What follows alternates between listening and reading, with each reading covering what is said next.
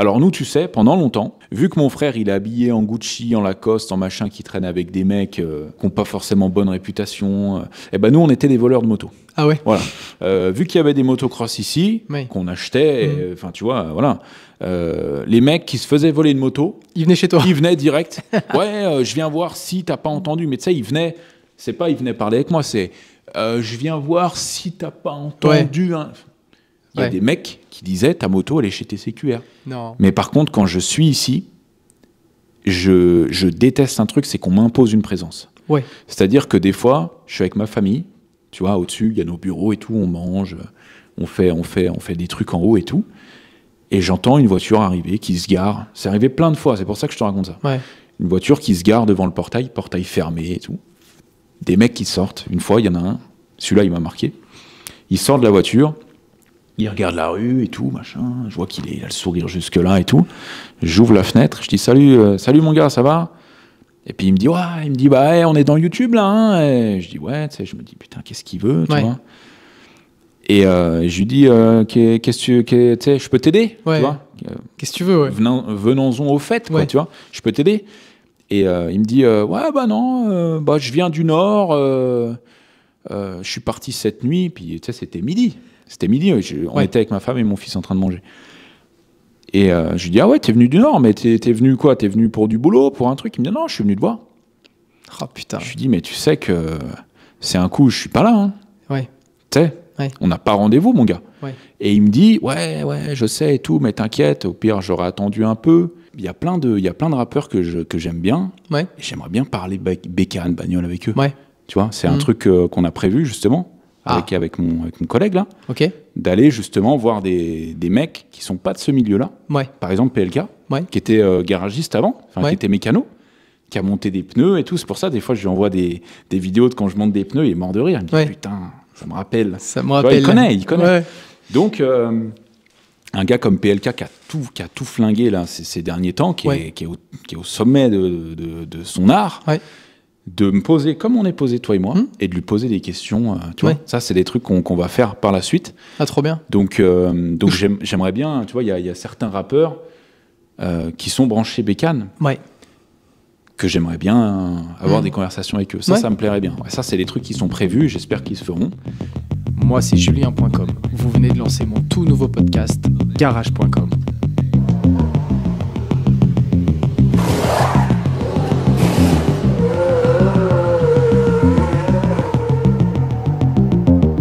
Garage.com, c'est le podcast des anecdotes automobiles. Pilotes, influenceurs, photographes, écrivains, découvrez les passionnantes aventures de nos invités, tous acteurs de leur passion pour les engins motorisés. Le podcast est également disponible en version audio seule sur toutes les plateformes de streaming. Après votre écoute que j'espère captivante, je vous invite à liker et laisser un commentaire. Vous pouvez également repartager, cela contribue énormément à la visibilité du podcast. Ah, une dernière chose, vous pouvez me suivre sur Instagram pour plus de contenu exclusif, #julien.com. Bon visionnage.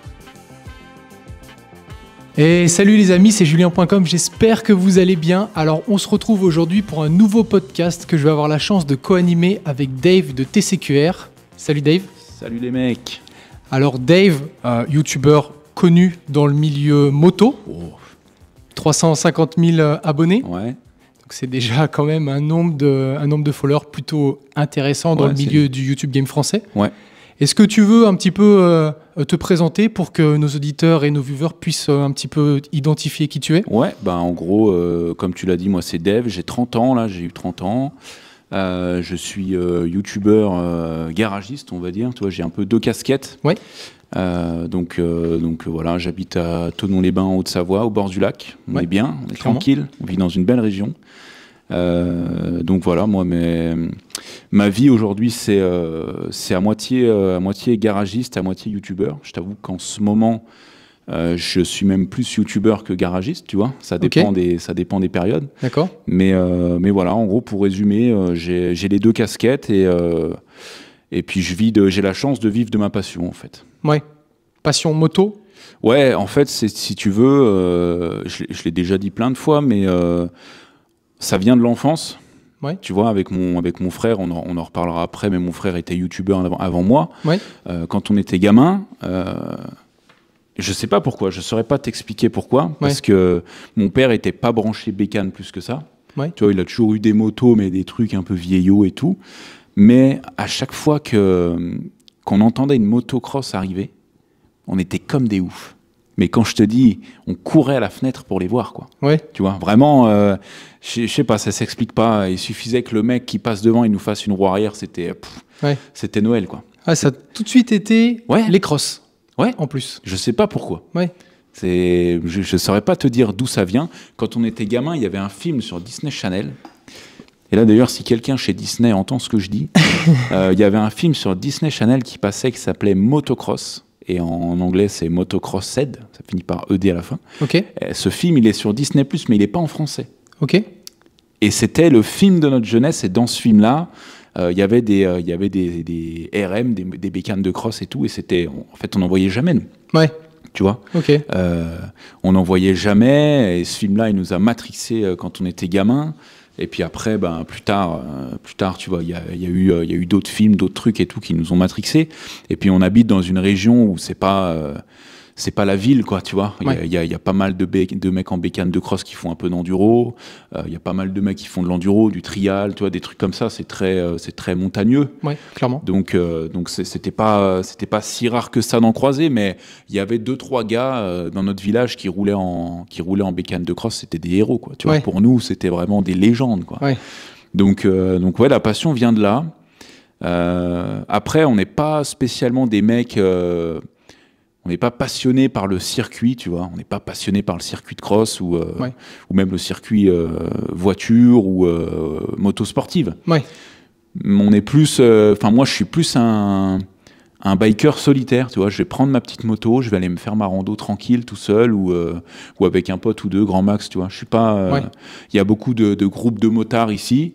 Moi, ça m'intéresse pas du tout. Non, j'ai du mal un peu avec ces communautés de motards. Tu sais, c'est un peu une secte. J'ai du mal. J'ai du mal. Donc, j'aime bien faire mes trucs un peu tout seul dans mon coin et puis vivre ma passion aussi. Et mine de rien, tu vois, le fait de vivre ma passion comme ça dans mon coin, j'ai commencé à le montrer aux gens sur YouTube. Et en fait, les gens, ça a pris tout de suite. Alors, il y a eu le fait que mon frère était déjà youtubeur avant, donc mon frère c'est Weedy Fool, il fait du cross bitume, tu vois. Petit frère, grand frère ? Mon petit frère, ouais, il a 3 ans de moins que moi.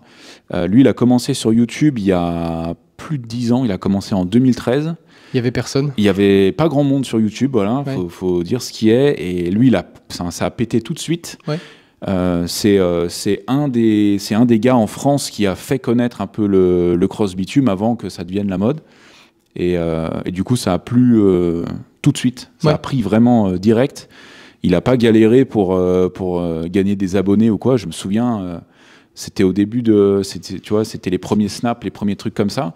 Je me souviens qu'une fois, il est venu chez moi, il me montrait son snap et puis tu sais, il faisait défiler comme ça. Il me disait, regarde, j'ai sorti une vidéo il y a 1 heure et puis il avait eu genre, je sais pas, 500 ajouts, tu vois.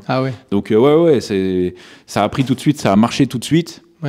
Après, moi, je suis arrivé plus tard. Moi, je suis arrivé en 2019. Donc, tu vois, 6 ans après. Bien plus tard, bien plus tard, parce que j'ai longtemps hésité. Tu vois. Parce que j'aime bien... Il y a certains côtés de YouTube que j'aime bien, il y en a d'autres que j'aime pas trop. Et du coup, j'ai pesé un peu le pour et le contre. Et puis, j'ai toujours aimé rester un peu dans mon coin. Mais bon, je me suis dit, vas-y, on a plein de trucs à montrer. Viens, on les montre aux gens. Et du coup, ça a commencé comme ça, et puis ça s'est pas arrêté, quoi. Pour revenir un petit peu sur ton enfance et sur tes premières expériences de roues, c'était quoi tes premiers de roues ? Alors, mes premiers... Alors moi, j'ai... Vraiment le premier. C'était une Piwi 80, mais attention, c'était pas une Piwi, c'était une Coyote 80 que mon père avait acheté à l'époque à Carrefour. Ah la vache. Et je te jure que c'est vrai, il l'avait acheté à Carrefour, ça valait 1000 balles. Et c'était thermique. Et c'était une copie de Piwi 80, comme une Givenchy, pour ceux qui connaissent. En gros, c'est une Piwi 80, fabrication chinoise, mais c'est exactement pareil qu'une Piwi 80. Tu as 2-3 détails qui changent, mais sinon, c'est tout pareil. Et mon père m'avait acheté ça à Carrefour. T'avais quel âge, là ? Et j'avais 8 ans. Ouais, c'est ça, ouais. Parce que c'est plutôt jeune pour tenir sur une Piwi, faut pas être c'est très ça, grand. ouais, je devais avoir... franchement, je devais avoir 8 ans. Ouais. Avant ça, j'ai peut-être eu une Pocket ou un truc comme ça, tu vois. Ouais. Mais la première moto qui m'a vraiment marqué et puis avec lesquelles je suis parti tout seul faire des balades, ouais, c'était ça. Ah ouais, tu partais tout seul avec en fait, si tu veux, mes parents, ils habitent... si tu descends un peu le long où ils habitent, tu es tout de suite dans des chemins, en fait. Ouais. Donc, et puis c'était à une époque où il n'y avait pas beaucoup de circulation, c'était un peu plus tranquille, tu vois, je te parle de ça fait 20 ans. Ouais. Donc on risquait trop rien. Là, aujourd'hui, moi, mon fils, il a 7 ans, jamais de la vie, je le laisse partir comme ça, sans moi. Hein. Impossible, même dans les chemins et tout. Hein. Ouais, j'ai trop peur. Ouais. Mais ouais, c'était une époque où nos parents, ils s'en foutaient, ils disaient, bah, c'est pas grave, s'il est plus là, on en refera un autre. Ouais, la vie était plus chill. Non, mais ouais, c'était pas pareil. C'était pas pareil, on pouvait partir faire un tour tranquille. Donc ouais, Piwi 80, puis après, derrière, j'ai eu d'autres motos. Ouais. Ça, c'est une moto qu'on m'a volée. C'est vrai. C'est un traumatisme de ma vie. Enfin, on me l'a pas volé, en fait, si tu veux. Moi, j'habitais dans une grande maison familiale où il y avait ma grand-mère, mon grand-père, mes parents et tout. Et ma grand-mère, elle gardait des enfants de la DAS. Ouais. Et on avait un jeune qui était là, qui était un peu plus âgé que moi, qui était un peu mon grand frère là-bas, tu vois. Ouais. Et en fait, j'ai appris des années plus tard que c'était lui qui avait pris la bécane et qu'il avait échangé contre du stup, tu vois. Ouais. Et en fait, le jour où ma moto a disparu, je la mettais toujours au même endroit. Ouais. Je vais pour faire un tour, j'ai 8 ans. Hein. Ouais. J'ai 8 ans, je vais pour faire un tour et tout, j'ouvre le petit cabanon. Putain, il n'y a plus ma moto, tu vois. Je me dis, putain, c'est bizarre. Puis au début, tu réalises pas. Non, c'est clair. Je la cherche un peu partout et ce mec-là est venu m'aider pour la chercher partout. Et j'ai appris des années plus tard qu'en fait, il l'avait échangé contre du stup. Donc voilà. Mais, petite anecdote, c'est une moto que j'ai récupérée. C'est vrai, la même? Ouais, non, c'était celle-là. C'était cette moto-là. Je l'ai récupérée, genre... je sais pas, 10 ans après, tu vois. Tu l'as retrouvée comment? C'est petit, tout le monde se connaît plus ou moins. Ouais. Puis après, tu grandis, tu vois, t'es plus un gamin, tu commences à connaître des gens. Ouais.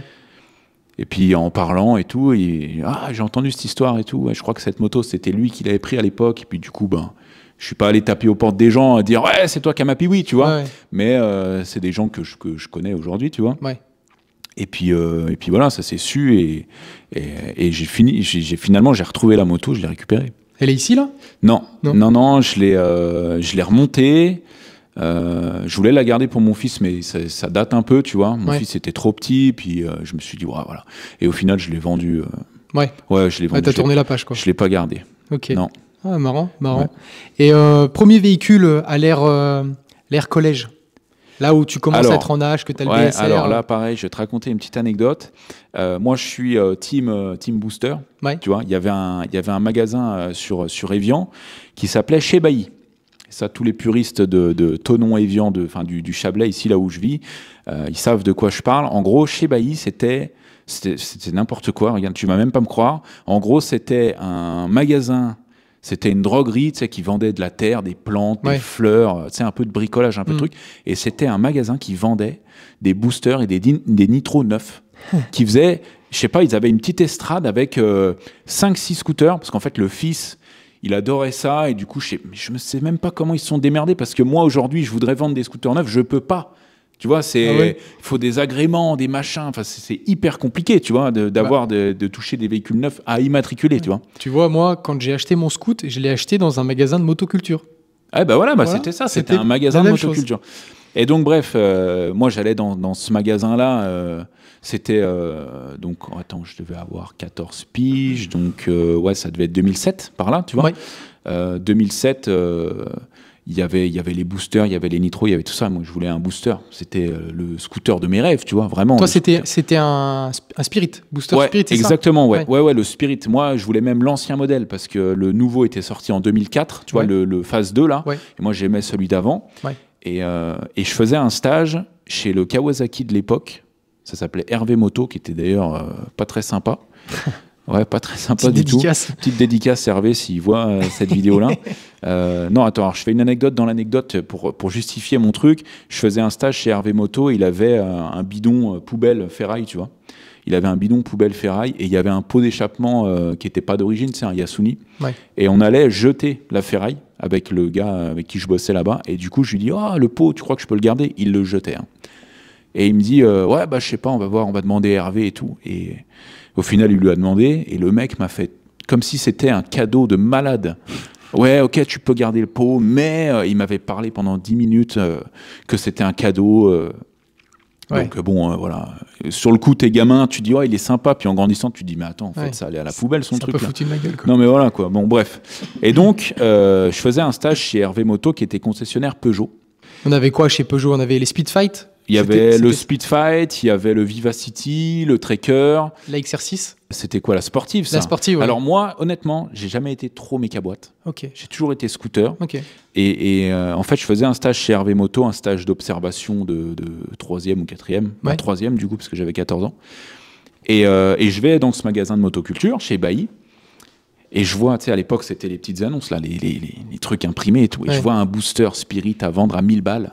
Puis moi, j'avais bossé un peu, j'avais fait 2-3 trucs, tu sais, j'avais fait 2-3 sous. Et je rentre chez moi. Et je dis à ma mère, ouais, faut que j'appelle et tout. Je prends le fixe, je commence à appeler. Puis ma mère me dit, non, mais attends. Mais attends, appelle pas tout de suite et tout. Puis je lui dis, mais attends, mais c'est une affaire, faut que j'appelle tout de suite et tout. Tu sais, le mec avait des numéros de téléphone qu'il avait détachés et tout, machin. Puis j'avais pris la fiche, carrément. Il était d'occasion. J'avais pris la fiche, comme ça j'étais sûr que personne allait prendre un numéro de téléphone. Puis j'étais comme un ouf. Et ma mère, elle voit que je vais appeler, et puis elle me dit, ouais, non, mais voilà, on voulait te faire une surprise. Avec mamie, on t'a acheté un Ludix. Un Ludix. Et là, je dis, putain, mais c'est pas possible. Oh, la boulette. Vous avez pas fait ça. Et tu vois, c'est ma mère avec ma grand-mère, ils voulaient me faire un cadeau. Pour eux, c'était un truc de ouf. Un Ludix neuf, c'était 900 balles, je crois, tu vois, à l'époque. Et ils avaient fait un crédit et tout. Enfin bref, ils s'étaient endettés pour que j'ai un scooter neuf, tu vois. Mais moi, ingrat que je suis, j'ai dit putain, mais non, mais sur tout, mais pas ça, tu vois. J'ai connu cette ère Ludix, effectivement, quand tu avais un Vivacity ou un Ludix ou des choses comme ça. C'était pas ouf. Ouais, non, c'était pas ouf du tout. Puis surtout, quand t'es un gars du booster, tu vois, quand t'es un fin connaisseur du booster. Donc au final, j'ai été obligé de jouer la surprise quand ils m'ont livré le Ludix, voilà, de faire le gars content, tu vois, parce que ma mère, elle m'a dit, je t'avertis tout de suite, si tu vois, ta grand-mère, elle s'est endettée pour le truc et tout, on t'a fait un cadeau, machin, parce qu'en gros, tu bosses et tout. Donc, t'as intérêt d'être content, mon gars, tu vois. Donc, bon, bref, j'étais content. J'ai essayé d'acheter des pièces un peu tuning pour améliorer le Ludix, mais ça n'a rien changé, ça reste un Ludix, quoi. Ah ouais, clairement. Donc bon, je l'ai gardé un moment, je l'ai revendu, et puis voilà. Donc ouais, le traumatisme du premier 50, je me suis bien rattrapé après, heureusement, mais en gros, ouais, voilà. Ça, mon premier contact avec le 50 immatriculé, c'était ça. Et après, par la suite, toujours dans ta jeunesse, tu as eu l'occasion d'avoir des scooters un petit peu qui te plaisaient ouais, bah en fait, si tu veux, après, j'avais encore le Ludix. Et j'ai un gars qui traînait chez ma grand-mère, justement, avec les enfants de la DAS et tout, là, qui était plus âgé que moi, tu vois, ils avaient, je sais pas, 17 ans, 18 ans. Et il y avait un gars qui avait un nitro, tu vois. Et il y avait un gars qui avait un nitro, qui avait mis un kit dessus, un pot, un machin et tout. Quand tu avais un nitro, à l'époque, tu étais quand même le boss. Non, mais voilà, il faut dire ce qui est. Hein. Et donc, il avait un nitro, et puis moi, à ce moment-là, je commençais à bricoler vraiment, à m'intéresser vraiment beaucoup. Et puis un jour, je lui dis, il est où ton nitro? Et puis il me dit, oh, laisse tomber, j'ai serré et tout, le machin, il démarre plus, ça me saoule. Et je lui dis, tu le vends? Il me dit, ouais, je sais pas, 300 balles. Donc je lui ai acheté 300 balles. Je suis arrivé chez moi, puis je l'ai ramené à mon père, qui à l'époque avait des meilleures connaissances en méca que moi, tu vois.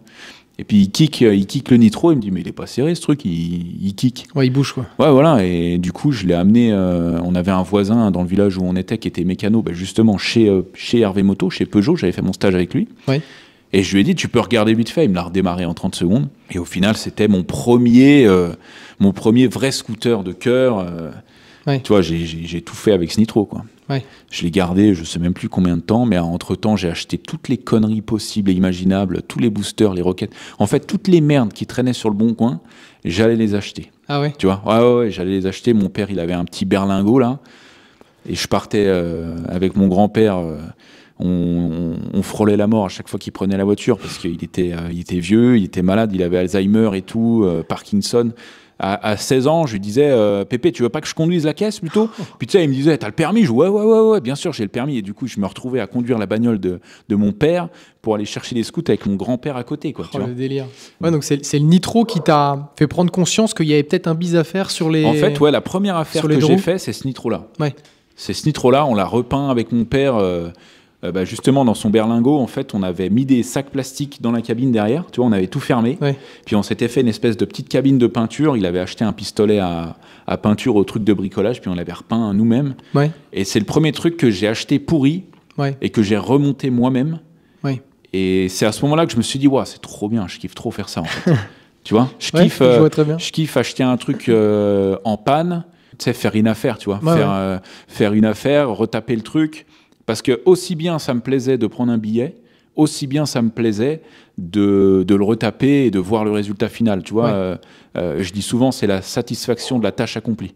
Tu vois, quand tu remontes un truc qui est fini, encore aujourd'hui, 15 ans plus tard, je remonte un nitro là, je suis trop content. Ouais, t'es content. Ouais. Ah ouais, je suis content. À chaque fois, je suis agréablement surpris du résultat. J'ai la même petite étincelle, tu vois. Ça me plaît encore. Et j'espère que ça me plaira encore longtemps. Donc ça, tu le partages avec ton père? Ouais. Bah, mon père, il est bricoleur. Ouais. Mon père, c'est lui qui m'a appris à bricoler tout. Ouais. En fait, assez vite, j'ai compris dans la vie, quand tu sais te servir de tes mains, t'as un avantage de fou, quoi, tu vois. Ouais, tu t'en sors. C'est pour ça qu'aujourd'hui, mon fils, il est là, il est au garage avec moi, il sait démonter une roue, tu vois, des fois, j'achète des trucs. Tu sais, je te donne un exemple, je vais acheter une moto et puis le mec il me dit j'ai ce truc là tout pourri là, une pocket ou un petit quad, il n'y a plus de moteur et tout. Ouais, je lui dis bah vas-y, 50 balles, je te le prends, je le ramène ici. Je dis à Elias, vas-y, démonte tout. Ouais. Et il le démonte.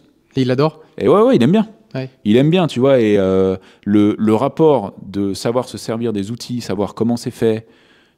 Mais pour tout, pour tout. Aujourd'hui, je vois, tu vois, chez moi, j'ai un évier à installer, je l'installe. J'ai un luminaire à installer, je l'installe. Et c'est un cheat code de fou, ça, dans la vie. Quand tu sais te servir de tes mains, quand tu sais, et puis quand tu as le goût aussi de te renseigner. Parce que moi, j'ai pas. En fait, la méca, j'ai tout appris sur le tas. J'ai tout appris tout seul. Enfin, tout seul. T'apprends rien tout seul. Mais j'ai tout appris. En regardant des gens faire, avec des tutos, sur le tas, quoi. Ouais, des forums, en achetant des trucs, en démontant, en disant ok, ça c'est fait comme ça. Et au final, quand t'es intéressé, tu peux tout faire. Ouais. Tu peux vraiment tout faire. Et c'est pas une phrase bateau de philosophe de je sais pas quoi. Non, mais c'est vrai. Non, c'est vrai. Ouais. Là, demain, tu me dis je veux construire une voiture. Ouais. Si vraiment c'est un truc qui t'intéresse, que t'as le temps, tu la construis. Ouais. Sans problème, tu vois. Il n'y a pas la barrière de « oui, mais j'ai pas ça. » Tu sais, Orelsan, dans une musique, il dit « si tu veux faire des films, tu as juste besoin d'un truc qui filme. » C'est la meilleure phrase de toute la Terre entière. Ah, c'est vrai. Tu ne peux pas faire mieux. Ouais, j'avoue, c'est vrai. C'est vrai. Cette époque scooter, cette époque nitro, t'étais comment? T'étais plutôt branché wheeling, plutôt run? T'en faisais quoi de ce Non, en fait, moi, assez vite, j'ai été branché origine. Ah ouais? Ouais. Improbable. Ouais, je te jure. Pour des jeunes où normalement c'est pot Doppler. Alors j'aimais pas trop acheter des pièces perf parce que ça me faisait chier de faire les réglages et tout, tu vois. Okay. Et en soi, pour moi, je me disais un 50, ça reste un 50. Alors évidemment, débridé, machin, pour au moins rouler à 75 parce qu'à 50, c'est pas possible. Ouais. Mais en fait, moi, dans ma tête, ça s'est vite fait le schéma. Origine égale fiabilité égale tranquillité, égale revente plus cher. Ouais. Tu vois? Okay. Je me suis vite aperçu, et je vais te donner un exemple très concret, j'avais acheté un quad, un 450 YFZ, je ne sais pas si tu vois ce que c'est un quad cross de chez Yamaha. Oui. Il y avait peut-être pour 10 000 € de pièces dessus. Et le mec m'avait vendu ça. Ouais, regarde, le pot, il vaut 2000. Les amortisseurs, c'est des all-in, ça vaut 2500 €. Et les trains avant, c'est les machins. Il m'a fait tout un listing, et puis il me l'avait vendu pas cher. Tu vois, le prix d'un truc d'origine, quoi, tu vois. Et moi, je me dis, wow, mais c'est l'affaire du siècle, toutes les pièces et tout. Et au final, le jour où j'ai voulu le revendre, invendable. T'avais pas les pièces d'origine? Bah non, en fait, j'avais pas les pièces d'origine. Et les gens s'en foutaient que le truc il soit préparé à la mort. Je l'ai vendu le prix d'un truc d'origine. Et je me suis dit, à quoi bon acheter des milliers d'euros de pièces pour que le truc il tourne un peu mieux, pour avoir toujours les mains dedans et puis perdre de l'argent à la revente. Ouais. Moi j'ai souvent ce rapport à l'argent parce que quand on était gamin, il n'y avait pas forcément le budget pour s'acheter les motos qu'on voulait. Il y a des motos qui nous faisaient rêver, qui étaient accessibles. À l'époque, c'était même moins cher que maintenant. Hein. Ouais. T'achetais une 125 de cross, une 125 YZ qui avait 10 ans, ça coûtait 1500 balles. Ah ouais. Tu vois, ouais. C'était là aujourd'hui, ça vaut 3500. Ouais, clairement. Ouais. Donc c'était des rêves accessibles, mais on n'avait pas les moyens. Okay. Donc il y a toujours ce rapport à l'argent. Tu sais, même aujourd'hui que je gagne bien ma vie, je vais jamais acheter un truc plein pot. Ouais. Je vais toujours. Il y a une bonne affaire, je suis là. Ouais. Mais même s'il y a un véhicule qui me fait kiffer, je vais toujours chercher à. En fait, je pense toujours à la revente. Ouais. Tu vois. J'ai pas envie de. Alors, j'ai pas toujours gagné de l'argent, hein, bien sûr. Mais tu veux pas gâcher l'argent, quoi. Ouais, c'est ça. Non, mais c'est ça. Je sais pas pourquoi, mais la vie coûte cher. Et puis je sais pas, j'ai cet objectif-là d'être toujours performant dans les affaires et de me dire, ok, si j'achète un truc, même si je le garde 5 ans, si je le revends dans 5 ans, faut que je perde pas trop. Ouais. Ou toujours une notion de rentabilité. Ouais, exactement. Ouais, okay. C'est ça. T'as dit le mot renta. Il faut que ça soit rentable. Il faut que ça soit. Il faut que je récupère mes billes à un moment donné. Ouais. Alors tu vois, pour la partie prépa, j'aurais pas cru. Ah ouais. Moi, toi, tu pensais que j'étais tuning. Kit 80. Non, et tout le bordel. Pas du tout. Non. J'ai jamais été. Et aujourd'hui, il y a plein de gamins qui viennent au garage avec des bécanes quittées de la mort. Ouais. Et alors déjà, je fais pas les 50. Je fais pas les 50 parce que la plupart du temps, c'est bidouillé, c'est machin. Et c'est des trucs où tu passes du temps. Ouais. Et le problème, c'est que le client, quand tu lui dis « j'ai passé 10 heures à refaire ton faisceau électrique parce que tu avais tout coupé, tout machin, ça fait 500 balles. Ouais. » Ah ouais. C'est bientôt le prix de la bécane. Quoi. Ah ouais, mais ah ouais, ok. En fait, et c'est tout le temps comme ça. Donc maintenant, je fais plus les 50. Je fais que de temps en temps un booster ou un truc comme ça qui est pas trop trafiqué. Ouais. Mais sinon, je fais pas les 50 et ça m'a jamais intéressé. Ok. Vraiment, ça m'a. J'ai jamais trop kiffé ça, tu vois. Ok. Donc l'enfance 50 d'origine. Ouais, non, de business. Voilà, des scooters d'origine ou un pot, un machin comme ça. Ouais, mais vraiment tranquille. Mais voilà, vraiment tranquille. Okay. Ouais. T'as passé ton permis moto ? Eh ben non. C'est vrai ? J'ai pas mon permis moto. Ah merde. Non, faut que je m'y mette. Hein. Je devais le passer l'année dernière, j'ai pas eu le temps. Ouais, parce que t'es un gars de cross. Pour le coup, cross. Ouais, non. Et puis, en fait, le jour où j'aurai mon permis moto, je vais m'acheter une moto. Ouais. Mais après, je suis pas un gars. En fait, je suis tout le temps avec mon fils, avec ma femme. Donc, tu sais, sur la moto, t'as que 2 places. Puis mon fils, il est encore trop jeune, je peux pas le prendre sur une grosse moto. Tu sais, moi, quand je me déplace, je prends mon stunt. Oui. Et puis, je suis tranquille, quoi. Tu vois, je me balade en stunt comme Joule. Tranquille. T'as une vision de la passion moto qui est très axée. Méca, business un peu, certaines formes de sauvetage, restauration, et finalement, rouler, ça vient en second plan, pour le coup. Ouais. Mais je te dis la vérité, j'ai même pas le temps de rouler. Ouais. Et j'ai une motocross de 2023 que j'ai acheté super cher et tout. Et franchement, j'ai dû rouler 3 fois avec. Ouais. J'ai pas le temps. Là où ton frère, c'est l'inverse. Ton frère, c'est un rouleur. Mon frère, alors là, maintenant, il s'est calmé un peu, mais fut un temps, il roulait tout le temps, quoi. Ouais. Pour avancer un petit peu dans ta vie de jeune adulte, tu as commencé par quoi comme job déjà ? Tu as quoi comme niveau d'études ? J'ai un bac STG. STG, ok. Ouais, maintenant c'est SCMG. Ouais. Spécialité marketing. Alors ça m'a pas appris grand-chose sur le coup parce que j'étais pas beaucoup au lycée, tu vois. J'étais un jour sur 2. Ah ouais. Ouais, ça m'intéressait pas du tout. En fait, j'ai jamais été trop scolaire. Ok. En fait, en 3e... je voulais aller en CAP mécanique parce que déjà à l'époque ça me branchait à mort. Ouais. Et mes parents par inquiétude, tu vois, mes parents, tu leur dis mécanicien, ils te voient à 1500 € par mois, toujours les mains noires, faire des heures. Ouais, c'est pas très valorisé en France malheureusement, particulièrement. c'est pas un métier qui fait rêver, enfin du moins pour nos parents. Ouais. Donc mes parents ils m'ont dit non, voilà, t'as une moyenne acceptable, faut que t'ailles en général, puis tu feras un bac pro, un truc. Donc je suis allé en seconde générale, j'étais mauvais, j'avais... Ça t'intéressait pas, quoi ? Ça m'intéressait pas du tout. Ouais. J'avais, je sais pas, 10, 11, 12 de moyenne à la limite, mais j'étais pas intéressé du tout, pas scolaire, tu vois, pas trop... Ouais, c'était pas ton truc. C'était pas mon truc. Après, je suis parti en internat avec mon meilleur pote. On a fait STI, c'était les sciences et technologies de l'ingénieur. Okay. J'avais un prof qui m'a dit « Ouais, toi, t'es branché méca, faut que t'ailles là-dedans, tu verras, c'est super. » On s'est retrouvés dans une école à Cluse, pas très loin de chez toi, au Charles Poncet, je sais pas si tu vois. On était à l'internat là-bas, et en fait, pour fabriquer une petite pièce de merde comme ça, une petite entretoise, fallait faire une copie double de calcul. Ouais. Et ouais, ça te prenait la tête. Bah non, mais c'était pas possible, quoi. Tu vois, moi, toi, je suis tu un voulais gars, agir. moi, je suis pas dans la théorie, je suis dans la pratique. Ouais. Et du coup, assez vite, on s'est rendu compte que ça nous convenait pas du tout. On a été voir le directeur du lycée, on lui a dit non, mais on veut changer. Il a dit c'est trop tard, les gars. Ouais. Vous êtes interne en plus. Voilà. C'est lancé, quoi. C'est mort, quoi. Donc en fait, j'ai retapé ma première et je suis revenu à Évian en STG. Tu vois, un truc un peu plus large. Ouais. Je savais que le marketing, ça me servirait plus ou moins toute ma vie. Ça m'a servi un petit peu, mais pas. Ouais. J'ai plus appris en achetant des voitures et en vendant des voitures sur le Bon Coin qu'en cours de lycée, quoi. Ok. Tu vois. Fin du lycée. Après, faut trouver un job. Ouais. Alors en fait, je suis resté quelques mois à bricoler des trucs chez mes parents. Mon père, ça l'a vite gonflé parce que mon père, il a commencé à bosser à l'usine. Il avait 22-23 ans et puis là, il y est encore, tu vois. Ouais. Donc ouais, fallait bosser. Ouais. Et donc j'ai fait des petits boulots. Je crois que mon premier job, c'était paysagiste. Ah ouais. Il y a le golf à Évian, là, Oui. qui est un golf très connu dans le monde. Oui. Et en fait, je bossais dans une boîte où ils plantaient la pelouse. Mais tu sais, c'est des rouleaux de pelouse. Tu vois ce que c'est? Ouais. En plein hiver.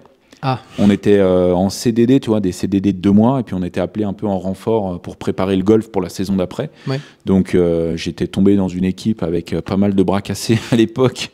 Tu vois, des mecs qui venaient, des saisonniers, quoi, qui sont pas du métier. Et ouais, bah voilà, faut bosser, hein, donc j'ai fait 6 mois comme ça, je crois. Ouais.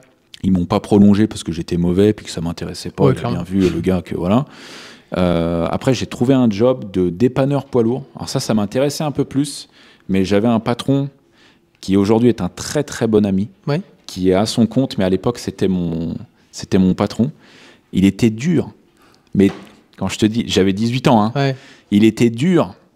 C'est un gars qui gueule beaucoup. Ouais. Qui gueule beaucoup, puis tout de suite, il passe à autre chose. Ouais. Tu vois, qui est très impulsif et tout. Un bon bourrin, quoi. Ah ouais, voilà, un bon bourrin. Si tu fais un truc de merde, il va te le dire direct. Ouais. Il va pas prendre de pincettes pour te dire que tu as fait de la merde.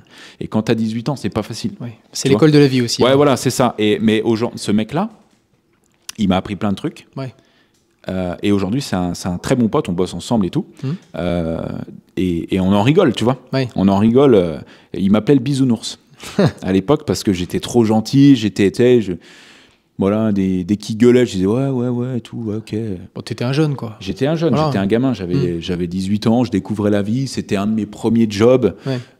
Mais c'était dur, dépanneur poids lourd, tu sais, je faisais les crevaisons en fait. Ouais.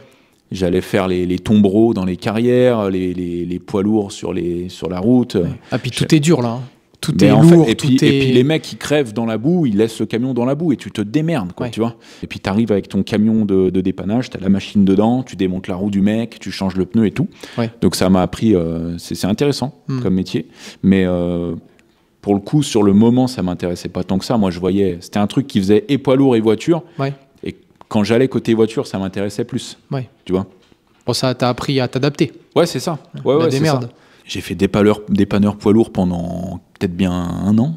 Ah, quand même. Ouais, peut-être un peu moins. Parce que j'ai pas tenu le truc, ça me gonflait en fait. Ouais. Tu sais, en fait, j'étais d'astreinte tout le temps. Ah ouais. Bah en fait, quand t'es dépanneur, c'est quand le téléphone il sonne, faut y aller, quoi. Tu vois. Et moi, j'étais le petit nouveau. Et tu conduisais déjà un camion et tout Ouais, alors c'était un fourgon. Ouais, c'est un fourgon. Ouais, c'était bon, à 18 ans, c'est quand même des responsabilités. Ouais. Hein. Et à l'époque, il me disait, quand je t'appelle, tu réponds. Et je lui disais, mais si je conduis, il m'a dit, je m'en fous. Tu apprends à te servir de ton téléphone au volant. Ah ouais. Et à cause de lui, je regarde la caméra, à cause de lui, maintenant je sais me servir de mon téléphone au volant. Et j'ai déjà pris une amende pour ça. Mais non, faut pas se servir du téléphone au volant, c'est très important, c'est très dangereux surtout. Ouais, c'était une autre époque, encore une fois, c'était différent. Ouais. Mais du coup, ouais, ça m'a appris à conduire d'une main. Ouais. J'ai appris des petits cheat codes de la vie. J'ai fait ça. Après, j'ai travaillé un peu pour moi. J'ai acheté, vendu. En parallèle, tu continues à bricoler un petit peu des 2 roues, des quads, des choses comme ça. Dès qu'il y avait une affaire, direct. Ouais. Ah ouais, direct. Vu que je touchais des payes et puis que j'habitais chez mes parents, en fait, c'était de l'argent de poche. Ouais. Donc, dès qu'il y avait 1500 balles qui tombaient, le lendemain, il n'y avait plus rien. Hein. Ouais. J'avais ma petite liste sur le Bon Coin des affaires. Ouais. Et je parlais avec les mecs, j'essayais de les garder le plus longtemps, le temps que ma paye arrive. Toi, je les faisais attendre. Et quand j'y arrivais, je prenais la voiture de mon père, j'allais chercher direct avec mon frère dès qu'il y avait une affaire, on y allait tout de suite. Et tu avais un petit atelier ? Ouais, c'était un ancien poulailler en terre battue. Je prenais les outils de mon père. Mais j'ai tout appris là-bas. Ok. J'ai tout appris là-bas. Ouais. Tu vois, il n'y a pas besoin d'avoir on en revient à la phrase, si tu veux faire des films, tu as juste besoin d'un truc qui filme. Ouais. Si tu veux apprendre la mécanique, tu as juste besoin d'un truc avec un moteur. Ouais. Quelques outils, sans dire d'être équipé full Facom. Quelques outils de merde. Ouais. Et c'est comme ça que tu apprends. Ouais, c'est clair, c'est clair. Et dans le coup, le garage, là où on est, actuellement, ça date de quand ? Le garage 2019. 2019, ok. En fait, du coup, je me suis mis avec ma femme en 2015. Donc, en fait, j'ai pris un premier local en 2015. Ok. C'était chez un mec. Il avait un espèce de grand garage. Et puis, du coup, je louais ça. C'était pas très cher. Hein, je crois que c'était genre 300 balles par mois, 400 balles par mois. Puis, j'avais possibilité de garer 3 bagnoles dedans. Ouais.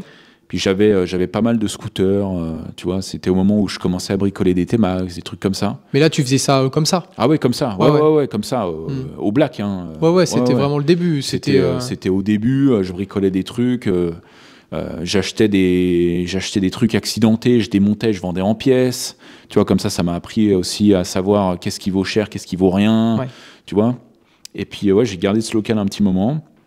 Après, je suis parti dans une zone industrielle. J'ai pris un local un peu plus grand, un peu plus pro, on va dire, sans même me déclarer encore parce que je ne pouvais pas recevoir de clientèle. Ouais. En fait, c'était un local derrière un local. Enfin, bon, bref, c'était un peu caché. Et puis, mon proprio de l'époque ne voulait pas que j'ouvre de structure. Tu sais, c'était vraiment un truc de stockage en soi, tu vois.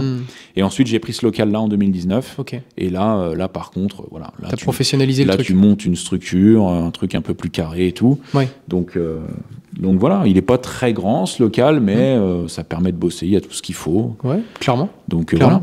Donc, dans le coup, t'es parti directement, choix de carrière, tournant. C'était vraiment, tu voulais bosser dans les 2 roues, les 4 roues, réparer des crosses. C'était vraiment ton délire, quoi. Ouais, en fait, si tu veux, j'ai appris à réparer des crosses parce que j'avais pas le choix que d'acheter des crosses en panne pour en avoir. Ouais. Tu comprends le schéma. Donc en fait, et puis pour moi, à l'époque, quand j'étais gamin, quand tu étais mécanicien, que tu arrivais à redémarrer un truc, tu étais un magicien. Ouais. Je te regardais comme un magicien. Enfin, tu vois, c'était vraiment un truc de fou.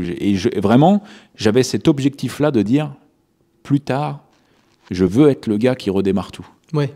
Tu vois, j'avais un respect de fou pour ces mecs-là, de dire, putain, ils connaissent tout ça. Il sait exactement où il faut regarder. Tu lui amènes un truc, il teste 2 trucs, il te dit tout de suite, mais c'est ça. Ouais. Et il te redémarre le truc. Pour moi, c'était un savoir de folie, quoi. Tu vois. Ouais, c'est de la magie, quoi. Ouais. Donc je me suis dit, voilà, faut que je devienne ce gars-là. Et puis, t'apprends, tu regardes des trucs, tu te trompes, t'achètes des pièces pour rien. Puis tu te fais avoir 1 fois, 2 fois, 3 fois, puis après tu dis non, attends, je vais commencer par là. Ouais. Puis tu fais le schéma, et puis après tu deviens de plus en plus bon. Et puis aujourd'hui, voilà, sans prétention, honnêtement, je pense qu'il n'y a pas un véhicule que j'arrive pas à redémarrer, quoi. Tu vois. Ouais. Que ça soit une moto, un scooter, une voiture, essence, diesel. En fait, une fois que tu connais le schéma, tu sais cibler, quoi. C'est allumage, c'est de l'injection, c'est ça, un problème exactement, de câble, c'est toujours la même chose, en fait. C'est clair. Au début, t'es là, waouh, attends, c'est quoi cette pièce, je la connais pas, et sur ce moteur, il y a ça, et sur l'autre, il n'y est pas. Ouais. Ah, ok, là, ça correspond à ça c'est ça, ok, ça c'est en plus, ok, ça marche comme ça. C'est quand tu démontes et que tu te rends compte, ah ok, c'est fait comme ça, en fait. À acheter un petit peu la seconde partie, le second choix de Le Bon Coin, est-ce que tu as pris quelques petites douilles, généralement. Ah bah bien sûr, non mais ça fait partie du jeu. Ah ouais, bien sûr, j'ai acheté des voitures que j'ai foutues à la casse, quoi, tu vois. Ouais. J'ai acheté des voitures qui étaient... on a changé quelques pièces dessus et tu passes le contrôle technique, le mec il t'imprime un rapport de 2 pages. Enfin voilà, tu sais, surtout que nous on achetait des voitures dans l'objectif de réparer et de revendre. Ouais. Tu sais que quand tu as 2 pages au contrôle technique, que la voiture elle a des trous qui font la taille de mon poing dans le châssis, tu te dis bon, j'aurais peut-être pas dû l'acheter celle-là. C'est foutu, ouais. Mais des fois tu es appâté, tu te dis wow, elle est vraiment pas chère. Attends, mais au pire des cas, si je vends ça, c'est remboursé. Et puis au final, Moi, j'ai souvenir d'une vidéo. C'est là où je t'ai connu à l'époque, d'ailleurs, le T-Max. Ouais. Tu te rappelles cette vidéo avec le T-Max? J'en ai fait plusieurs, mais vas-y, dis-moi laquelle. C'était, je sais pas, il y a 4-5 ans. En gros, on m'a arnaqué en achetant un T-Max. Ouais. Donc je me rappelle plus trop de l'histoire parce que dans le coup je l'ai vu il y a quelques années. Mais tu racontais tes déboires avec ce. Pareil, en fait, T-Max. En fait, c'est la précipitation de l'affaire. Mais un T-Max, ça vaut des ronds. Tu trouves un truc, qui est 2 fois moins cher que la cote. Ouais. Tu dis waouh, mais attends. Puis en plus un T-Max. C'est tombé. Moi, la première fois que j'ai essayé un T-Max, j'avais l'impression que je volais. Tu vois. J'avais l'impression d'être Aladdin. C'était un truc de fou. Donc, je trouve un T-Max qui est beau en plus, qui est bien équipé. Je me dis, waouh, mais ça, c'est une affaire de malade. Et bref, j'achète le truc et tout. Je fais les papiers, je fais pas de certificat de non-gage. Enfin, laisse tomber. Le gars, on se rejoint sur un parking et tout. Moi, je m'en fous. Je voulais juste le T-Max. Je repars avec le T-Max. Le T-Max, il roule. Je suis content et tout. Sauf qu'au moment de faire les papiers, ça coince. Je dis attends, c'est quoi cette histoire? J'ai dû me tromper. Le gars chez qui je fais les papiers, il connaît très bien. Il me dit non, il me dit là c'est la merde. C'est même pas une carte grise de retard, c'est que le truc il est gagé en fait. Ah putain. Et il me dit c'est la merde. Je dis ouais mais attends. Puis tu sais moi je lui dis tu vas me trouver une solution, tu vas me faire un truc. C'est juste des papiers. Il me dit non t'as pas compris. En fait il est bloqué administrativement quoi. Il me dit là c'est l'État français qui a bloqué le truc. Ouais. Tu ne peux pas le réimmatriculer. Donc là il m'a dit en fait, ton truc, il a pas de carte grise, quoi. C'est un vélo, quoi. Bon, légalement, t'as pas le droit de le vendre non plus. Non, c'est ça. Non, tu t'es bloqué avec le truc. Ouais. Et donc, je rappelle le gars, ça sonne, ça répond pas. Après, ça me répond, mais ça raccroche. Je lui fais un SMS. Après, il me bloque. Enfin, bon, bref. J'ai vite compris que c'était foutu. Et puis, en fait, je me renseigne sur le gars. J'ai pas d'infos. Dans la précipitation. J'ai pas pris d'infos plus que ça. J'ai pas pris de certificat de non-gage. J'ai pas cherché à comprendre qui était le gars, quoi. Enfin, machin. Ah ouais, tu t'es dit, c'est bon, il y a une affaire à faire. Je vais y aller direct. Exactement. L'appât du gain m'a mis une petite claque ce jour-là. Tu t'en es sorti comment? Bon, je l'ai vendu en pièces. Ah ouais, t'as même pas cherché non, mais laisse tomber. Non, mais c'était mort. En fait, j'ai réussi à avoir quelqu'un... je sais pas si c'est les impôts, enfin bref, un truc comme ça. Et en fait, le gars avait reçu tellement d'amendes qu'ils avaient bloqué administrativement le truc. Et moi, j'ai dit à la meuf que j'avais au téléphone, je lui ai dit, mais c'est combien? Parce que si c'est 1000 balles d'amende, je suis prêt à les régler tout de suite. Elle m'a dit, non, alors déjà, c'est pas à vous de les payer. Et on n'est pas sur 1000 euros, on est plus sur 10 000 en fait. Ah ouais. Donc là, j'ai dit, ok, bon, laisse tomber. C'est mort. À l'époque, il y aurait eu peut-être une solution, c'était de le vendre pour l'export, style en Italie, en Suisse, en Belgique, en Allemagne, de le faire immatriculer là-bas et de le refaire immatriculer en France. Maintenant, on ne peut plus parce qu'ils enregistrent les numéros de châssis. Ok. Ce qui ne se faisait pas à l'époque. À l'époque, ça ne se faisait pas. Ok. Enfin, je ne sais pas si ça se faisait au moment où j'avais eu ce T-Max, mais je sais qu'il y a encore quelques années, c'était un petit truc pour tricher qui était possible. Mais du coup, ça coûtait cher quand même. Parce qu'il fallait le sortir de France, l'immatriculer, machin. Enfin bon, c'était tout un bordel. Sur une voiture à 50 000, oui, ça valait le coup de le faire. Tu insistes un peu là. Sur un T-Max à 6 000... en rendant les pièces, tu as dû t'en sortir parce que c'est quand même recherché. J'ai perdu un peu d'argent, mais ça va qu'il était équipé. Il était tout en Rizoma et tout. Il avait pas mal de pièces. Puis l'avantage, c'est que les pièces de T-Max, c'est très demandé. Donc heureusement. Donc j'ai récupéré un peu d'argent dessus, mais voilà, c'est ce que tu disais. En fait, il faut se casser la gueule. Et il faut se faire douiller à certains moments pour dire, ok, ça, j'ai compris, je le referai plus. Ouais, clairement, c'est l'apprentissage. Mais comme dans tout, voilà, on parle de véhicules, mais la vie, c'est comme ça, quoi. Si tu vis dans un monde de bisounours, le jour où ça te tombe dessus, tu comprends pas.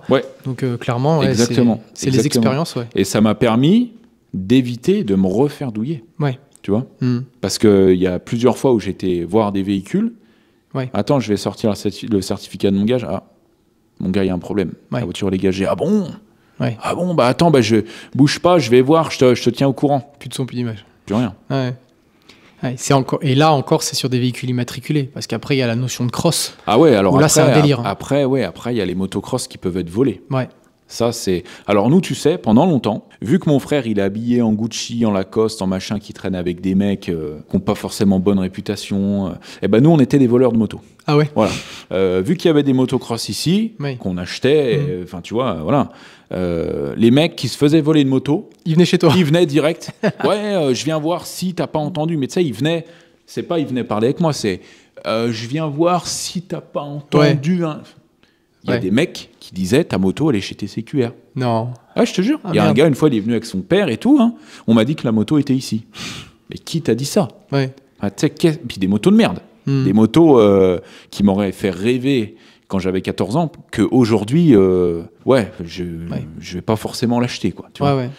Des motos volées. Les mecs ils venaient. On m'a dit que. Ouais, mais bon. Alors, tu sais, après, rentre, oui, rentre, regarde. Tu sais, même si c'est moi, je vais pas être con au point de laisser la moto ici, quoi. Tu vois, surtout qu'on fait des vidéos YouTube, des trucs comme ça. Enfin, voilà, quoi. Tu t'es déjà retrouvé confronté, justement, à t'acheter un véhicule, en fait, il est volé, et c'est la merde? Ou t'as jamais... tu t'en sors bien pour l'instant? Non, une fois, j'ai un mec qui m'a amené une moto, et heureusement, c'est un réflexe que j'ai, je regarde le numéro de série. En fait, la moto, elle n'avait plus de numéro de série. Ah oui, voilà. Effacé, ouais. Ouais. Ah ouais, là, et du coup, j'ai dit au gars, mon gars, ta moto, je la prends pas, quoi. Ouais. Non, je la prends pas.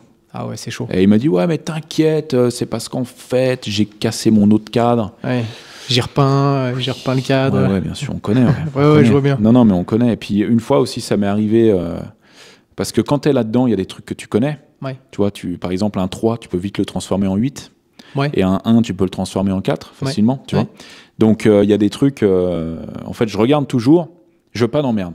Ouais. En fait, moi, j'ai eu tellement de petites emmerdes quand j'étais gamin, parce que quand t'as pas d'argent et qu'on te propose une moto volée à 500 balles alors qu'elle vaut 2000, t'en as rien à foutre, en fait, qu'elle soit volée, la moto. Tu te dis, ah ouais, mais mon gars, mais bien sûr que je la prends. Ouais.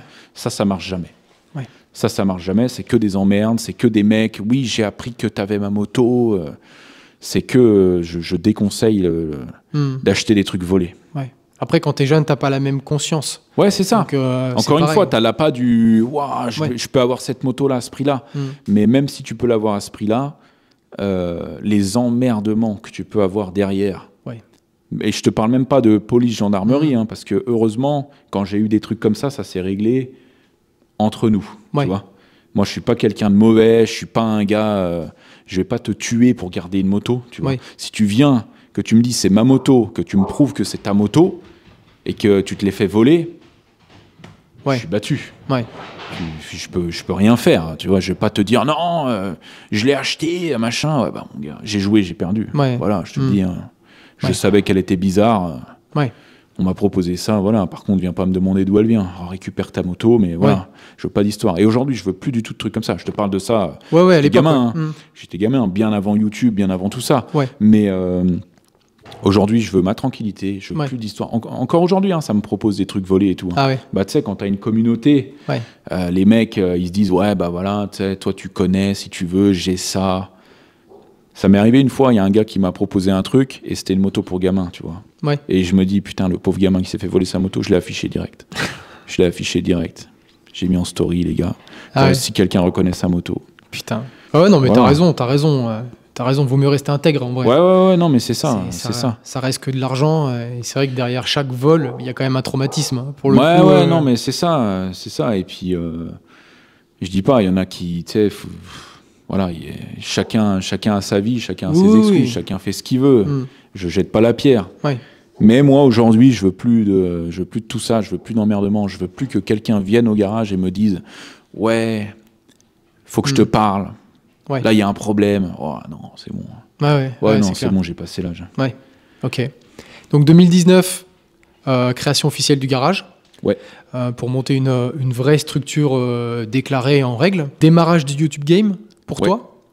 En parallèle, en amont, tu étais avec ton frère sur la partie YouTube. Tu l'aidais un petit peu. Il faut savoir un truc, c'est que mon frère, comme je t'ai dit, il a commencé en 2013. Moi, depuis le début, je suis là. Ah, depuis le début? Je suis dans l'ombre. Ok. En fait, au début, moi, je voulais pas trop être filmé, tu vois. Donc, si tu regardes des vidéos de lui, on me voit. Ah ouais? Mais on voit pas forcément mon visage, tu vois, mais on me voit. D'accord. On me voit en train de bricoler un truc. Il y a une moto, il y a une vidéo où il remonte un 125 SX. C'était dans le garage de mon grand-père. On l'a fait ensemble. Enfin voilà, c'est une des premières bécanes de cross de fou qu'on a remonté tous les deux. Ouais. Donc dans cette vidéo-là, c'est moi, tu vois. Okay. En fait, il n'y a jamais eu un autre gars qui a bricolé des motos de mon frère. C'est toujours moi qui a bricolé les motos de mon frère. Okay. Donc depuis le début, je suis là. Tu filmais un peu ? Ouais, bien sûr, mais on se filmait entre nous. Hein. Ah oui. Ouais, on se filmait entre nous. On s'est toujours filmé entre nous. Ouais. Même, au début de ma chaîne YouTube, c'est lui qui me filmait, tu vois. On se filmait entre nous. Et donc lui, c'était cross bitume. Ouais. Ok. Ouais. Lui, c'était vraiment motocross, cross bitume. Il a jamais eu trop d'emmerdes avec le cross bitume ? Bah si, ouais, tu te doutes bien. Ouais. Mais après, ça va. On est dans une région. Ouais. Tu vois, ils sont un peu plus cool. Puis encore une fois, c'était une autre époque. Ouais. Parce que là, on voit maintenant les gens qui sont médiatisés et qui font ça. On pense à Hugo, on pense à Bitume. Ça prend tout de suite des proportions délirantes, quoi. Après, tu vois, mon frère, ça n'a jamais été trop le gars à aller en centre-ville pour froisser une bécane. Et en fait, nous, on ne veut pas faire chier les gens. Ouais. On n'a jamais voulu faire chier les gens, vraiment. Vous restiez un petit peu plutôt côté... On était tranquille dans nos petites routes. Ouais. Tu sais, dans des petits villages, des trucs où on connaît tout le monde, où tout le monde nous connaît. Ouais. Les gens, ils savent s'il y a un problème, ils savent exactement où venir nous trouver. À quelle porte taper, ouais. Et voilà. Et il n'y a jamais personne qui est venu chez nos parents dire « Ouais, ton fils, il est passé trop vite, machin. » On a toujours respecté les gens, grave. Ouais. Ok. Donc, vous étiez conscient de ça ? Ah oui. Quand même. Ah non, mais oui, mais parce que notre père, il nous a interdit toute notre jeunesse d'aller sur la route. Ok. C'était interdit. Ouais. Mon gars, s'il te croisait sur une route en motocross... Ouais, tu te faisais déboîter. Mais fais gaffe, hein. Ah ouais. Non, mais c'était interdit. Ouais. Donc... vous n'êtes pas comme les petits cons de maintenant qui passent à 80 en wheeling en plein centre-ville. Je vais te donner un exemple. Alors, cet été, on l'a pas fait, mais les 2 étés d'avant... En fait, on a notre pote Gringo. Je sais pas si tu vois qui c'est, Gringo. C'est un gars qui fait du cross bitume, qui est en région parisienne, qui est connu pour ça et tout, qui est un des mecs les plus connus de France, tu vois. Ouais. Et Gringo, il venait une semaine en vacances avec nous, tu vois. Et pendant que Gringo était là, on organisait une petite journée cross bitume dans une zone industrielle, le dimanche, où il n'y a pas d'habitation, où il n'y a personne, où ça craint rien. Ouais. Et il y avait du monde, tu vois. Il y avait, je te dis une connerie, il y avait peut-être 100 bécanes. Ouais, mais là, vous étiez déjà dans le YouTube Game. Ouais, bien sûr. Donc là, c'était une rencontre abonnée, finalement. Ouais. Mais regarde où je veux en venir. En fait, on organise un truc où il n'y a personne, où c'est carré, tu vois. On n'embête personne. Ouais. Tu as toujours un groupe de 5-6 mecs qui vont en ville. Ouais. Toujours. Parce que ces mecs-là, en fait, c'est pas le cross bitume qu'ils aiment, c'est être vus. Ouais. C'est faire des vues, c'est se prendre pour des bandits parce qu'ils se prennent en photo devant une voiture de gendarmerie avec leur bécane. Ouais. Mais ça, c'est pas la vie, en fait. Tu vois. Ça, en fait, j'espère que ces mecs, en grandissant, ils vont se rendre compte que c'est des guignols, tu vois. Ouais. Parce que t'emmerdes les gens. Et nous, on veut pas emmerder les gens. Ouais. Et surtout pas. Et puis, ils salissent toute une communauté. C'est ça, exactement. Et en fait, c'est ces mecs-là qui ont fait que le cross bitume, il a des problèmes aujourd'hui. Ouais. Tu vois. Alors, attention, il y a cross bitume et cross bitume. Pour moi, le cross bitume, toi, tu m'as dit, t'as la trentaine passée. Ouais. T'as vu le film Terminator 2 ? Oh ouais, mais alors... au début du film, John Connor, le jeune John Connor, il doit avoir 14 piges, il a une XR100 qui redémarre devant chez lui et il prend son pote derrière et ils vont dans la ville et tout, ils vont taper un distributeur.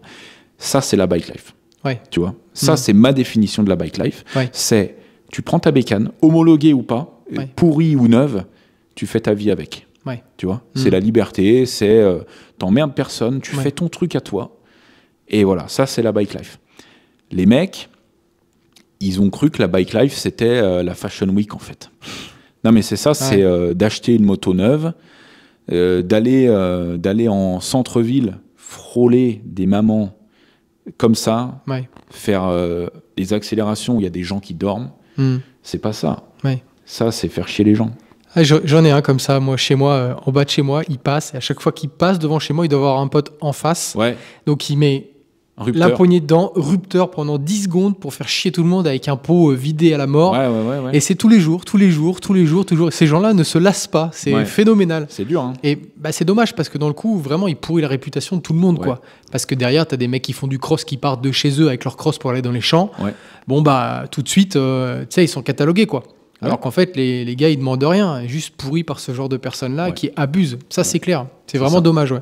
Mais il y a quand même une petite différence entre la partie peut-être plutôt stunt et la partie cross-bitume. Pour moi, cross-bitume, c'est quand même, dans mon image, un peu les rebelles de la route. Oui. Alors, les stunters, c'est plutôt les mecs qui font des wheelings. En fait, si tu veux, les vrais mecs du cross-bitume, parce que c'est ça aussi, c'est l'illégalité, c'est des rebelles quand même. C'est les Hells Angels des bécanes de cross, attention. Non, mais... C'est ça, j'ai acheté la moto, elle est à moi, je vais où je veux avec, et je t'emmerde.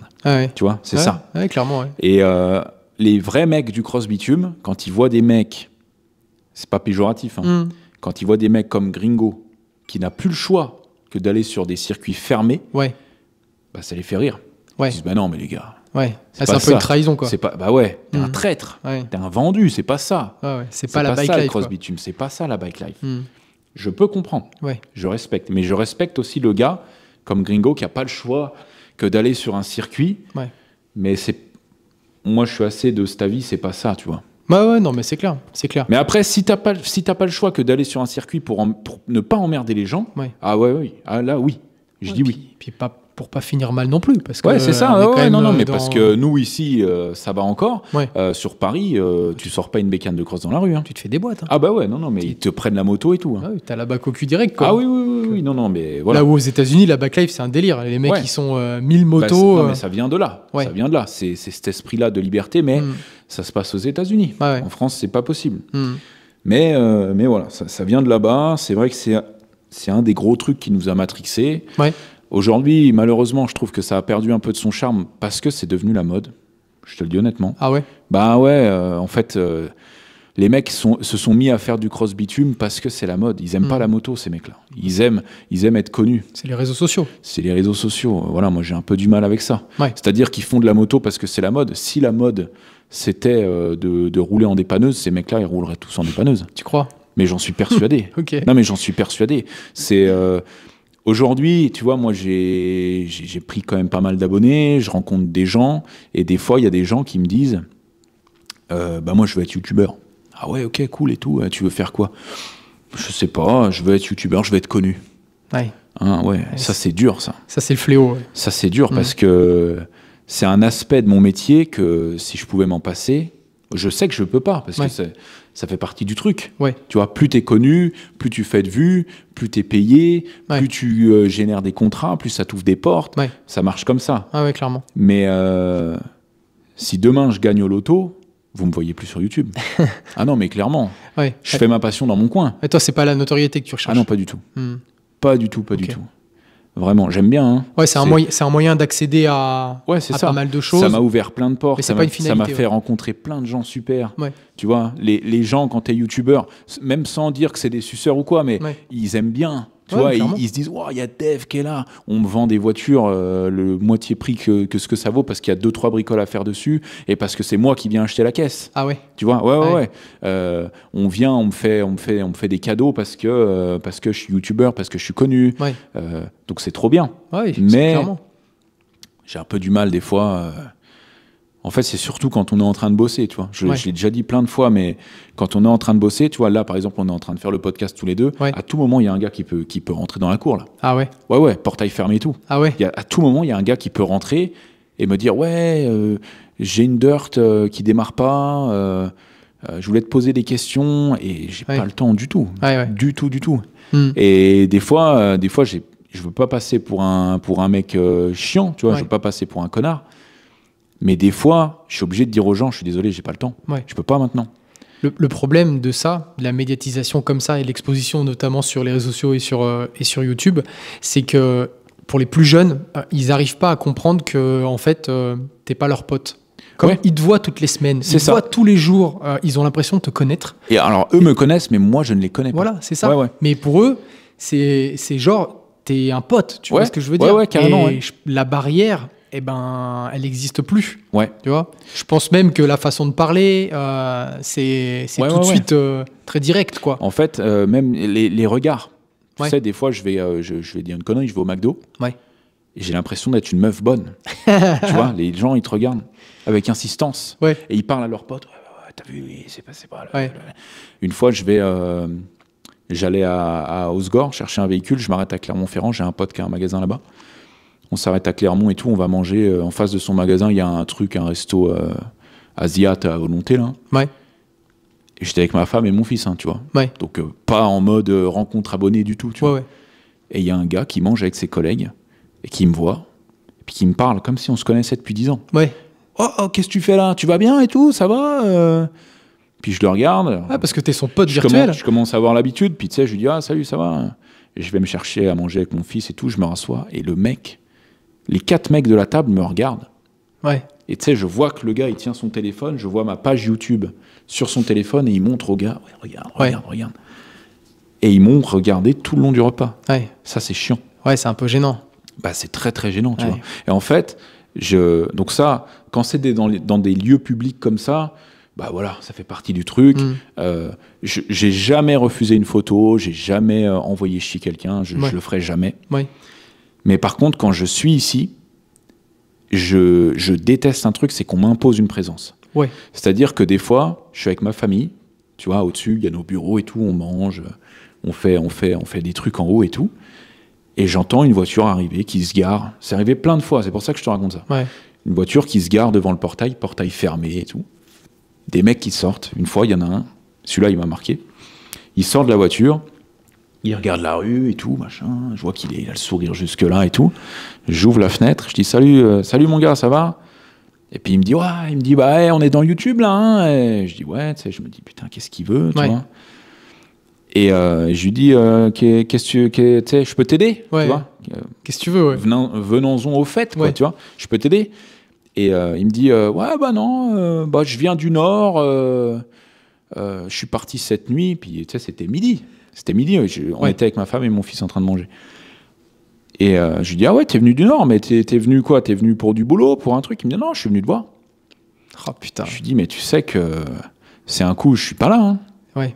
Tu sais, on n'a pas rendez-vous, mon gars. Ouais. Et il me dit, ouais, je sais et tout, mais t'inquiète, au pire, j'aurais attendu un peu. Ouais, les mecs qui se montent des délires, quoi. Non, mais c'est ça. Moi, des fois, il y a mon gars qui est ici. Moi, je pars en déplacement pendant 3 jours. Tu vas pas m'attendre 3 jours, mon gars. Ouais. Puis, enfin, voilà. Et donc, le mec me dit, ouais, putain, je suis dégoûté, j'ai pas pu prendre ma bécane. Elle rentrait pas dans la voiture, sinon on aurait fait des lignes. Donc, du coup, ça me monte un petit peu. Ouais. Je descends voir le gars. Cordial, poli, machin et tout. Et je lui dis, mon grand, tu sais que, en fait, on travaille. Je fais pas des roues arrière dans la rue toute la journée, là, en fait, tu vois. C'est pas parce que, enfin, tu sais, YouTube, c'est un travail. Ouais, tu vois. Et puis même, il n'y a pas que YouTube, je reçois des clients ici. Ouais. Et là, il y a ma femme et mon fils qui sont en haut, j'ai pas le temps. Ouais. Puis j'ai pas envie, je te dis honnêtement. Ouais. Puis du coup, le mec est là et je lui dis, franchement, ça me fait chier de te dire ça, mais t'es venu pour rien. Ouais. Tu vois, j'ai pas le temps, puis j'ai pas envie. Ouais. Ah ouais, ok et tout. Non, bah, il me dit, c'est pas grave, je comprends. Et le gars est parti, je sais pas où il est allé. Il a sûrement dû rentrer chez lui et dire à tout le monde, c'est un énorme connard, il m'a envoyé chier. Ouais. Mais voilà, quand t'écoutes mon point de vue, je suis persuadé que si le gars, il se met à ma place, enfin voilà, tu vois. Alors oui, quand t'es youtubeur, il y a plein d'avantages. Il y a certains inconvénients qui sont chiants.